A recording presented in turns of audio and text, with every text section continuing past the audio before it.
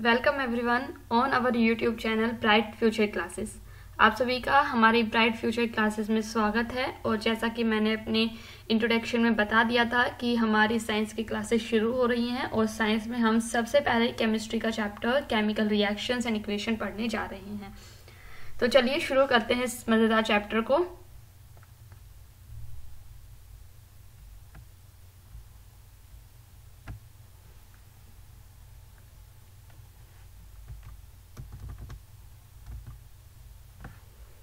Chemical reactions and equations. सबसे पहले आपको ये एक बहुत ही प्यारा सा कोट लिखा हुआ था बुक में मार्टिन एच फिशर का, facts are not science as the dictionary is not literature. So बच्चों, ये साइंस का चैप्टर है। आपको इसमें कोई भी चीज़ रटने की ज़रूरत नहीं है, आपको सिर्फ समझना है और फिर उसे पढ़ना है। अपने आप माइंड में वो चीज़ें याद हो जाएंगी। जैसे ही आप इन्हें अच्छे से समझ लेंगे, कॉन्सेप्ट्स जब क्लियर हो जाएंगे ना, तो फिर आपको रटने की बार बार ज़रूरत नहीं पड़ेगी। तो आप मेरे साथ इसको समझते चलिए। अगर आपको कोई प्रॉब्लम आती है तो आप मुझे कमेंट करके बताइए, जिससे कि जब नेक्स्ट लेक्चर होगा उसमें मैं आपके उस प्रॉब्लम को डेफिनेटली दूर करने की कोशिश करूँगी। चलिए ज़्यादा देर नहीं करते हुए शुरू करते हैं चैप्टर को, केमिकल रिएक्शंस एंड इक्वेशंस। तो जैसा कि नाम से ही पता चल रहा है, इसमें हम केमिकल रिएक्शंस पढ़ने जा रहे हैं। आपने बहुत बार सुना होगा कि केमिकल रिएक्शंस करते हैं लैब्स में, हम ये प्रोडक्ट बनाया, वो प्रोडक्ट बनाया, इस केमिकल को जब इसमें मिलाते हैं तो ये बनता है। नॉर्मल सी बात है। कभी अगर आप घर में भी देखें तो आप एक ग्लास लीजिए, थोड़ा सा उसमें पानी डालिए, लेमन डालिए, सोडा, बेकिंग सोडा जो होता है उसे डालिए, तो थोड़े से कुछ बबल्स बनते हैं, कुछ एयर पास आउट होती है उसमें से। तो वो भी एक तरीके की केमिकल रिएक्शन है। इवन जब हम खाना बनाते हैं उसमें भी केमिकल रिएक्शन होती है।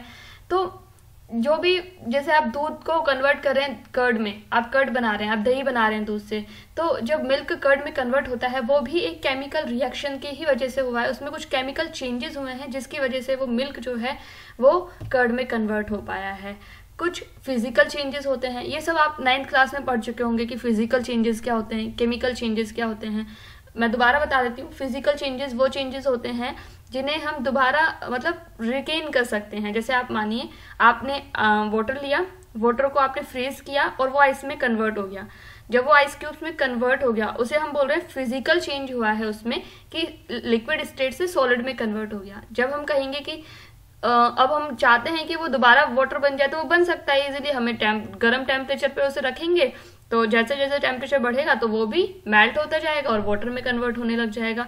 यानी कि दोबारा से सॉलिड फेज से क्या हो रहा है, लिक्विड फेज में ट्रांजिशन हो रहा है।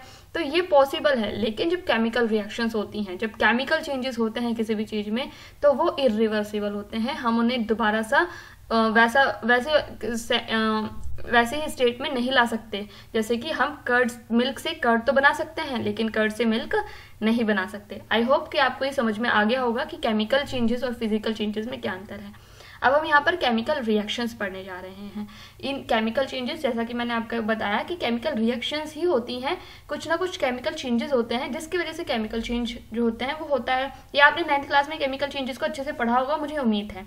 यहाँ पर हम केमिकल रिएक्शंस और इक्वेशंस को पढ़ेंगे कि कैसे कैसे केमिकल रिएक्शंस होती हैं, और हम ये समझेंगे कि उन केमिकल रिएक्शंस को कैसे लिखा जाता है प्रॉपरली। अगर आप किसी केमिकल रिएक्शन को लिखना चाहते हैं तो आपको कौन कौन से स्टेप्स को ध्यान में रखना होता है। आपको मोलिकुलर उनके फॉर्मूलाज याद होने चाहिए। उनके फॉर्मूलाज की वजह से आप उसे शॉर्टेस्ट वे में और सिंपलेस्ट वे में लिख सकते हैं। चलिए, सबसे पहले जैसा कि मैंने बताया, जब भी कोई केमिकल चेंज होता है तो उसे ही हम केमिकल रिएक्शन कहेंगे।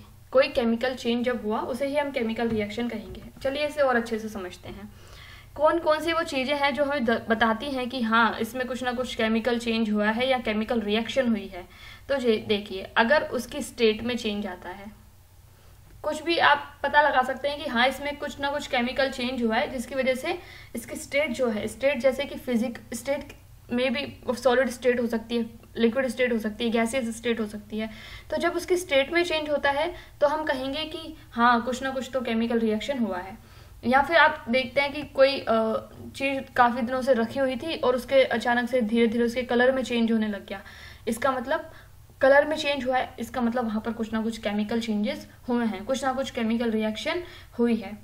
गैस निकल रही हो किसी में से, किसी गैस का इवोल्यूशन हो रहा हो, जैसा कि मैंने अभी आपको बताया, आप थोड़े से वाटर में लेमन को डालिए, उसमें बेकिंग सोडा डालिए, तो आप देखेंगे कि कुछ बबल्स निकलते हैं, कुछ गैस से निकलती है बाहर, तो ये इसे हम बोलेंगे इवोल्यूशन ऑफ गैस। या फिर कुछ टेम्परेचर में चेंज हुआ हो, टेम्परेचर में चेंज आप देख सकते हैं, जैसे आप पानी लीजिए, उसमें आप सॉल्ट को ऐड कीजिए और मिलाइए उसे थोड़ी देर तक, तो आप देखेंगे पानी का जो थोड़ी देर माइन्यूट से चेंज होगा, लेकिन चेंज आपको दिखाई देगा कि जो टेम्परेचर उसमें चेंज हुआ है, कि जब आपने जैसे ही नमक उसमें मिलाया और देखते हैं कि थोड़ा सा जो है पानी का टेम्परेचर में हल्का सा चेंज होता है। चलिए इसमें ज़्यादा नहीं दिखेगा, वैसे तो चेंज होता है, पर क्योंकि एग्जैक्ट हम थर्मोमीटर से डिसाइड कर सकते हैं कि कितना चेंज हुआ।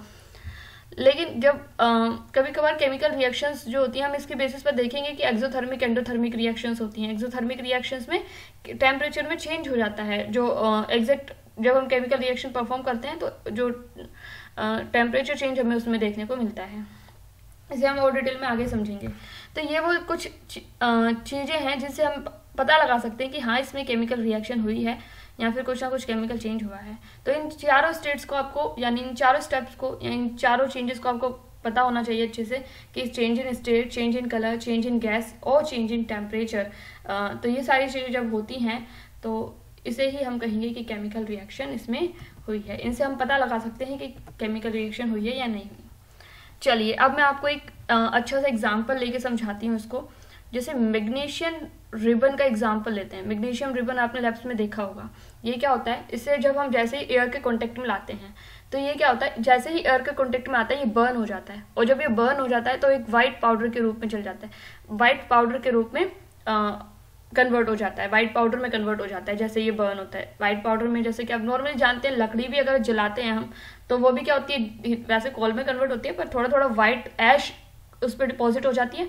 तो वही ही इस तरीके से जब वैसे ही मैग्नीशियम रिबन जो होता है एयर के कांटेक्ट में आता है, ये भी बर्न हो जाता है, और बर्न होने के बाद एक वाइट पाउडर में कन्वर्ट हो जाता है। तो आप यहाँ सबसे पहले तो मैंने जो आपको लास्ट पीछे जो ये चीज़ें जो चेंजेस बताए हैं, ये जो चेंज इन स्टेट बताया है, चेंज इन कलर बताया है, इवोल्यूशन ऑफ गैस बताया है और चेंज इन टेम्परेचर बताया है, ये यहाँ पे आपको देखने को मिलेगा। देखिए जब ये कन्वर्ट हुआ है तो देखिए इसकी स्टेट चेंज हुई है ना।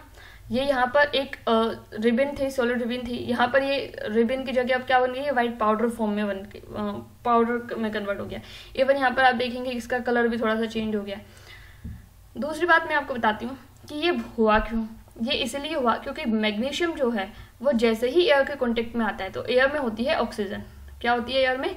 ऑक्सीजन। O2 के मॉलिक्यूल्स होते हैं, ठीक है। और जैसे ही मैग्नीशियम ऑक्सीजन के कॉन्टेक्ट में आता है तो मैग्नीशियम जो है वो अब ऑक्सीजन क्या करती है, हम सब लोग जानते हैं oxygen is responsible for burning. किसी भी चीज़ को जलाने के लिए ऑक्सीजन ज़रूरत है। अगर जैसा कि आप छोटी क्लासेस में होंगे तो आपने वो कैंडल वाला देखा होगा कि एक कैंडल को खुले में रखिए, एक कैंडल को एक ग्लास में बर्न कर दीजिए, तो ग्लास वाली कैंडल होती है थोड़ी देर बाद बुझ जाती है, क्योंकि वहाँ पे उसके अंदर क्या होती है, ऑक्सीजन की कमी हो जाती है। Due to lack of oxygen the candle that was present inside that glass, वो क्या हो जाती है, बुझ जाती है, क्योंकि ऑक्सीजन ही नहीं है। और बाहर वाली जलती रहती है क्योंकि ऑक्सीजन है, उसको मिल रही है तो वो जल रही है। तो इसी तरीके से मैग्नीशियम बहुत ही रिएक्टिव होता है। जैसे ही ऑक्सीजन के कॉन्टेक्ट में आता है, यानी बाहर सराउंडिंग एयर के कॉन्टेक्ट में आता है, तो ऑक्सीजन से रिएक्शन करके डायरेक्टली कन्वर्ट हो जाता है और मैग्नीशियम ऑक्साइड बना लेता है। इसे मैग्नीशियम ऑक्साइड ही ये वाइट पाउडर है। ये मैग्नीशियम ऑक्साइड ही क्या है, वाइट पाउडर है। आई होप कि आपको ये समझ में आया होगा, ठीक है। तो मैग्नीशियम ऑक्साइड बन जाता है। ये जो चेंज हुआ है ये एक केमिकल रिएक्शन हुई है। एक मैग्नीशियम था, ये एक पाउडर्स, वाइट पाउडर्स फॉर्म में कन्वर्ट हो चुका है। It is form due to the reaction between the magnesium and oxygen present in the air. अब चलिए अगर हम केमिकल इक्वेशन की बात करते हैं, अगर हम इसे कैसे हम रिप्रेजेंट, देखिए ये तो एक थ्योरी हो गई कि मैग्नीशियम रिबन था, वो एयर के कांटेक्ट में आया, एयर के कांटेक्ट में आने के बाद उसमें ऑक्सीजन से रिएक्शन की, और ऑक्सीजन से रिएक्ट करने के बाद वो बर्न हुआ और वाइट पाउडर में। तो इतनी बड़ी चीज़ें लिखने से अच्छा है कि हम उसे क्यों ना शॉर्ट फॉर्म में लिखें, कि एक छोटे से एक इक्वेशन के थ्रू हम इसे समझा सकते हैं। जी हाँ, हम इसे समझा सकते हैं। जैसे आप लिख सकते हैं एक तरफ मैग्नीशियम प्लस ऑक्सीजन, और ये दोनों मिलकर के इन्होंने किस में कन्वर्ट हो गई, ये दोनों मैग्नीशियम ऑक्साइड में कन्वर्ट हो गई। तो इसे ही हम केमिकल इक्वेशन कहते हैं। इसी केमिकल इक्वेशन को हम एक तरीके से और लिख सकते हैं, इसे हम बोलेंगे, जैसे अगर आपको इनके फॉर्मूला केमिकल फॉर्मूलाज याद हैं, जैसे आप कह सकते हैं मैग्नीशियम को शॉर्ट में Mg लिखेंगे, ऑक्सीजन को आप O2 लिख सकते हैं और मैग्नीशियम ऑक्साइड को MgO लिख सकते हैं। अगर आपको ये याद है तो आप और भी छोटे फॉर्मेट में इस इक्वेशन को समझा सकते हैं। इतना बड़ा डिस्क्राइब करने की जरूरत नहीं है, इतना बड़ा लिखने की जरूरत नहीं है। तो इसीलिए इन केमिकल फॉर्मूला की जरूरत होती है, जिससे कि आपको बहुत ज़्यादा इसमें लिखना ना पड़े और इजीली आप किसी भी रिएक्शन को समझा सकें। चलिए, तो ये केमिकल इक्वेशंस होती हैं जो हम छोटे वर्ड फॉर्म में हम जब इसे लिखवा रहे हैं, वहाँ हम फॉर्मूलाज के रूप में समझा रहे थे। तो ये जो वर्ड फॉर्म में हम इसे समझाते हैं, ये केमिकल इक्वेशन है कि आपको पता होना चाहिए कि हाँ, मैग्नीशियम और ऑक्सीजन मिले और मैग्नीशियम ऑक्साइड बना। अब चलिए एक बात समझते हैं, ये जो मैग्नीशियम है और ऑक्सीजन है जो आपस में रिएक्ट कर रहे हैं एक दूसरे के साथ, उन्हें हम बोलते हैं रिएक्टेंट्स। देखो, मैंने बोला जो आपस में एक दूसरे के साथ रिएक्ट कर रहे हैं उन्हें हम बोलेंगे reactants. Alright, reactants. I hope you must be clear. चलिए, जब ये दोनों मिल जाते हैं और इसके बाद एरो के बाद जो प्रोडक्ट बना है, जो आपके पास प्रोडक्ट बना है, उसे हम बोलेंगे प्रोडक्ट। Clear, simple. ये आपकी होती है left hand side. Left hand side पर आपके रिएक्टेंट्स को लिखा जाता है। ऑलराइट, और जो LHS RHS होता है, यानी कि जो राइट हैंड साइड होती है, उस पर आपका प्रोडक्ट लिखा जाता है। तो प्रोडक्ट क्या है? जो आफ्टर रिएक्शन आपको मिला है। यहाँ पर देखिए, रिएक्टेंट्स और प्रोडक्ट की मैंने डेफिनेशन लिख दी है कि वो सब्सटेंसेस जो केमिकल रिएक्शन में जाते हैं and that undergo chemical change जिनमें हो रहा है, जैसे कि यहाँ पर मैग्नीशियम और ऑक्सीजन में हो रहा है, उसे हम रिएक्टेंट बोलते हैं। और वो सब्सटेंसेस जो आपको मिला है उस रिएक्शन के बाद, वो उसे हम बोलेंगे प्रोडक्ट, जैसे कि मैग्नीशियम ऑक्साइड। सिंपल है ये। चलिए आगे बढ़ते हैं। ये जो मैंने जैसा कि आपको बताया, ये एक वर्डली रिप्रेजेंटेशन है। वर्डली हम इसे रिप्रेजेंट कर रहे हैं, हमें इतनी बड़ी थ्योरी लिखने की जरूरत नहीं है। हम सिंपल वर्ड्स के फॉर्म में इसे इस तरीके से लिख के समझा सकते हैं कि ये हुआ है इस रिएक्शन में। आप इसे और भी शॉर्ट मेथड में समझाना चाहते हैं तो हम इन केमिकल फॉर्मूलाज का यूज लेते हैं। Alright, so this is shortest way of representing any chemical equation, and if you use the chemical formula instead words. Alright, चलिए अब एक दूसरा मजेदार टॉपिक समझते हैं, बैलेंस्ड केमिकल इक्वेशन। देखो बच्चों, ये जो मैंने आपको रिएक्शन दी है, दिख रहा है, ये आपको बैलेंस लग रही है। बैलेंस का मतलब क्या होता है? बैलेंस का मतलब होता है कि आपकी जो, जैसे आप शीशो देखते हो तो दोनों साइड बैलेंस रहनी चाहिए, तभी तो वो एक साथ रखा रहता है। वरना अगर एक जना यहाँ बैठ जाए और एक जना यहाँ बैठ जाए और उसका मास, एक का मास ज्यादा है एक का मास कम है, तो ऑब्वियसली जिसका मास ज्यादा होगा तो उधर की तरफ वो टिल्ट हो जाता है, उधर ही की तरफ ही मुड़ जाता है ना वो। तो इसका मतलब वो बैलेंस नहीं है। और बैलेंस कब होगा? जब या तो समान वेट वाले बैठे या कोई ना बैठे, सिंपल। तो सिमिलरली ये जो मैग्नीशियम है और ऑक्सीजन है, ये यहाँ पर आपको सेम दिख रहे हैं कि इक्वेशन से पहले भी इतने ही थे और इक्वेशन के उस वाले पार भी, यानी कि इस पार भी इतनी है और इस पार भी इतनी ही मॉलिक्यूल्स हैं, इतने ही एटम्स हैं। जी नहीं, यहाँ देखिए, यहाँ तो आपको दिख रहा है कि मैग्नीशियम एक है और ऑक्सीजन के 2 मॉलिक्यूल्स हैं, लेकिन यहाँ पे देखिए, यहाँ पर मैग्नीशियम तो एक है, वो जैसा पहले था, एक एटम था मैग्नीशियम का पहले भी और एक एटम है मैग्नीशियम का आफ्टर रिएक्शन भी।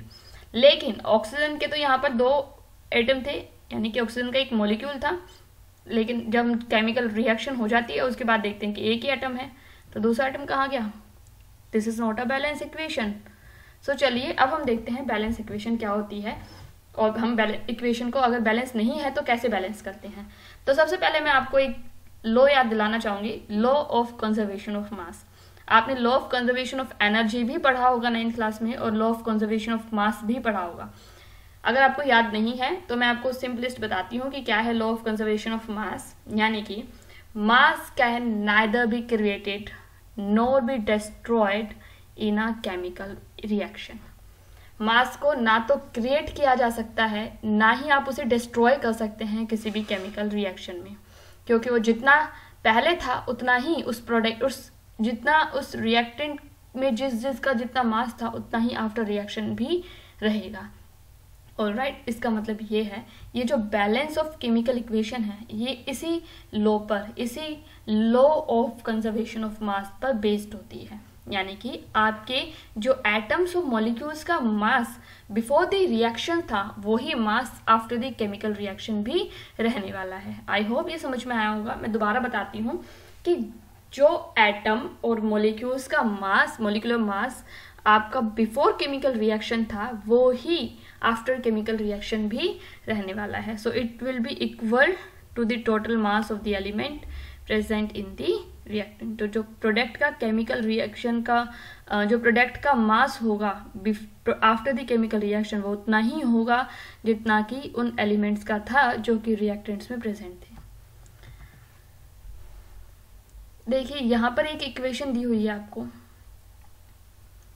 Zinc sulphuric acid, zinc sulphide बनाते हैं, जिंक और सल्फ्यूरिक एसिड मिलकर के जिंक सल्फाइड बनाते हैं और हाइड्रोजन निकल जाती है। तो ये जिंक सल्फाइड बन रहा है। इसे चलिए केमिकल फॉर्मूला के रूप में समझते हैं। तो Zn यानी कि zinc, this is sulphuric acid, और ये दोनों मिलकर के क्या बना रहे हैं, जिंक सल्फेट। और जब जिंक सल्फेट बन गया और साथ में एक हाइड्रोजन का मॉलिक्यूल भी बाहर निकल रहा है, ठीक है। तो ये आपको रिएक्शन जो दिख रही है वो बैलेंस है। देखिए, देखते हैं जिंक का एटम कितना है, 1। उधर देखिए यहाँ भी जिंक का एक ही एटम है, चलो ये तो बैलेंस है। हाइड्रोजन के कितने एटम्स हैं, यहाँ पर देखिए H2 है, इसका मतलब 2 हैं, ठीक है। यहाँ पर भी H2 है, इसका मतलब यहाँ भी 2 एटम्स हैं। I am talking about atoms, not about molecules. Alright, यहाँ पर आपको सल्फर का कितना एटम दिख रहा है बेटा, 1। Similarly after the reaction 1। Alright, similarly यहाँ पर ये जो ऑक्सीजन के एटम्स हैं वो कितने हैं, 4 एटम्स हैं, because O4 you can see. और similarly here oxygen atoms are again 4। It's mean this equation is balanced. यानी कि जब आपके जो रिएक्टेंट्स और जो प्रोडक्ट्स में जो एटम्स और मॉलिक्यूल्स प्रेजेंट हैं उनके नंबर ऑफ एटम्स अगर इक्वल हैं दोनों साइड, इसका मतलब वो इक्वेशन कैसी है, वो बैलेंस्ड इक्वेशन है। अब हम ये तो देख चुके हैं बैलेंस्ड इक्वेशन का एग्जाम्पल। अब हम देखते हैं कि कोई इक्वेशन अगर बैलेंस नहीं है, if the equation is not balance, so what we have to do, we have to balance it, simple. So अगर हमें इसे बैलेंस करना है तो हमें किस किस स्टेप का फॉलो करना होगा। मैंने यहाँ पर आपको सिर्फ मेजरली 4 स्टेप्स बताए हैं। इवन एनसीईआरटी जब आप पढ़ेंगे तो आप देखेंगे कि उसमें पूरा डिटेल में समझा रखा है। तो 7 या 8 स्टेप्स दिए हुए हैं, उसमें ज़्यादा कोई चेंज नहीं है क्योंकि उसने इसी को बहुत ही इलैबोरेट करके समझाया है एक एक एटम को, और जो मेन स्टेप्स हैं वो यही हैं। तो आप इन्हें पढ़ सकते हैं, लेकिन आप एनसीईआरटी भी ज़रूर पढ़ें इसके साथ। अगर आपके पास फिलहाल एनसीईआरटी नहीं है तो आपको हर एक चैप्टर की पीडीएफ जो है, साइंस के चैप्टर की पीडीएफ, वो हमारे टेलीग्राम चैनल पर मिल जाएगी। हमारा टेलीग्राम चैनल भी ब्राइट फ्यूचर क्लासेस के नाम से अवेलेबल है। चलिए, इसके साथ ही साथ इसके जब चैप्टर फिनिश हो जाएगा तो इसके कंप्लीट नोट्स भी आपको उस टेलीग्राम चैनल पर मिल जाएंगे। चलिए अब हम स्टेप्स को समझते हैं। स्टेप नंबर 1, सबसे पहले आप ये जो मॉलिक्यूल्स दिए हुए हैं, ये जो रिएक्टेंट्स और प्रोडक्ट दिए हुए हैं आपको, इन सब के अराउंड आपको एक बॉक्स ड्रॉ करना है। इस तरीके से एक एक बॉक्स आपको इनके अराउंड ड्रॉ करना है। This is your first step. Step number 1, you have to draw boxes around the formula. So each and every formula you have to draw such kind of boxes. All right. Similarly around the H2 also. Next step. Next step में अब आपको, जैसा कि मैंने आपको पहले उसमें बताया था कि आपको काउंट करने होंगे कि सारे जो एटम्स हैं वो इक्वल हैं या नहीं है। तो देखिए, सबसे पहले आपको ये देख लेना चाहिए कि आपको लिख रहा है कि हाँ ये बैलेंस इक्वेशन नहीं है। क्यों नहीं है? क्योंकि सबसे पहला जो दिख रहा है वो आपको ऑक्सीजन नहीं दिख रहा है कि यहाँ तो ऑक्सीजन के 4 मॉलिक्यूल्स हैं, ऑलराइट, और यहाँ पर ऑक्सीजन के कितने मॉलिक्यूल हैं? सिर्फ 1 मॉलिक्यूल है। सिमिलरली आयरन, ठीक है, आयरन के 1 ही है, ऑक्सीजन हाइड्रोजन का भी 1 ही है, पर सॉरी आयरन 3 है, यहाँ पर Fe3 है ना, तो Fe3 यानी कि इसके 3 मॉलिक्यूल्स हैं, इसके 4 मॉलिक्यूल्स हैं। H2 ठीक है अभी आपका, इसका मतलब ये एक बैलेंस्ड इक्वेशन नहीं है। सो अभी ये बैलेंस नहीं है तो you have to balance it.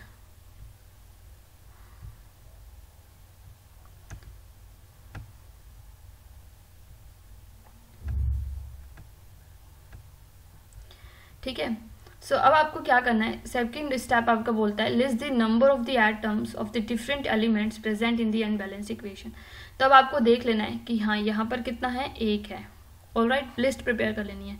Hydrogen कितने हैं आपके पास, यहाँ पर 2 एटम्स हैं हाइड्रोजन के, और सिमिलरली ऑक्सीजन का 1 एटम है। ये आपके हो गए रिएक्टेंट्स में जो जो एटम्स के नंबर थे।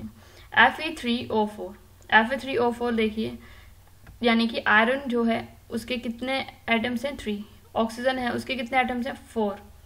सिमिलरली हाइड्रोजन के कितने एटम्स हैं बेटा, 2।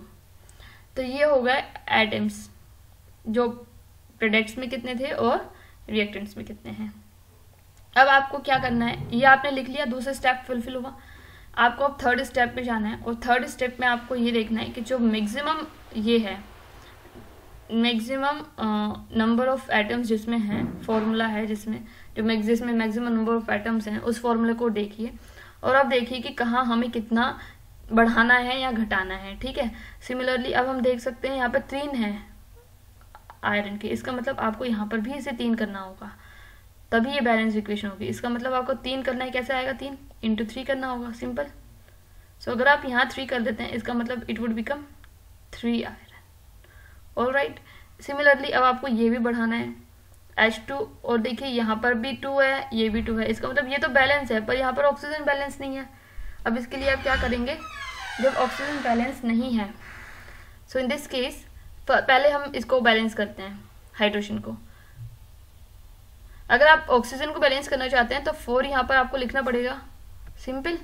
जब आप 4 लिख देंगे, इसका मतलब अब आपके पास जब ये कंप्लीट फॉर्मूला बनेगा तो यहाँ पर आपके पास 4 ऑक्सीजन होंगे, ये भी बैलेंस हो गया। अब ये बैलेंस हो गया, पर ये तो यहाँ पे H2 ही था और यहाँ पर तो ये H8 हो गया, तो अब यहाँ पे भी आपको कुछ नहीं करना है, सिंपल आप लेंगे, छोटे से छोटे फॉर्मूले को आपको ध्यान से देखना है, और यहाँ भी 4 से इंटू कर देंगे, तो जब यहाँ पे 4 से इंटू करेंगे तो ये भी 4H2 हो जाएगा। अब तो ठीक है, 4H2 ठीक है, 4O हो गए, फिर आप देखिए 3O हो गए। तो ये आपका स्टेप नंबर 3 कंप्लीट, अब आपने बैलेंस कर दिया है। अब आपको बेटा एक काम और करना है इसमें, कि अगर आप चाहते हैं, अगर आपको पता है कि इस रिएक्शन में आपने किस किस मॉलिक्यूल को किस किस फिजिकल स्टेट में लिया है, तो आप उसमें फिजिकल स्टेट भी लिख सकते हैं। तो ये लास्ट प्रोसीजर होता है। ऑलराइट, जैसे कि मैं आपको बताती हूँ, यहाँ पर हमने आयरन को सॉलिड फॉर्म में लिया है, H2O जो है वो स्टीम फॉर्म में था, इसीलिए हम इसे यहाँ गैसियस लिख रहे हैं, और आप देख सकते हैं कंप्लीट होने के बाद ये सॉलिड फॉर्म में आया हमारे पास, और H2O जो थी वो गैस के रूप में इवॉल्व आउट हो गई, यानी कि बाहर निकल गई H2O गैस के रूप में। तो ये सारी फिजिकल स्टेट्स भी आपने इसमें लिखती हैं। Now it is a correct and complete balanced equation. So इस तरीके से हम इक्वेशंस को बैलेंस करते हैं। ऑलराइट, तो ये सारा था आज के सेक्शन के लिए, और अभी चैप्टर काफ़ी सारा बच रहा है। आई होप कि आपको आज की क्लास अच्छी लगी होगी। अगर आपको अच्छी लगी है तो प्लीज़ इसे अपने और फ्रेंड्स के साथ शेयर करें, हमारे चैनल को सब्सक्राइब करें, बेल आइकन को क्लिक करें और इसे लाइक करें। Thank you.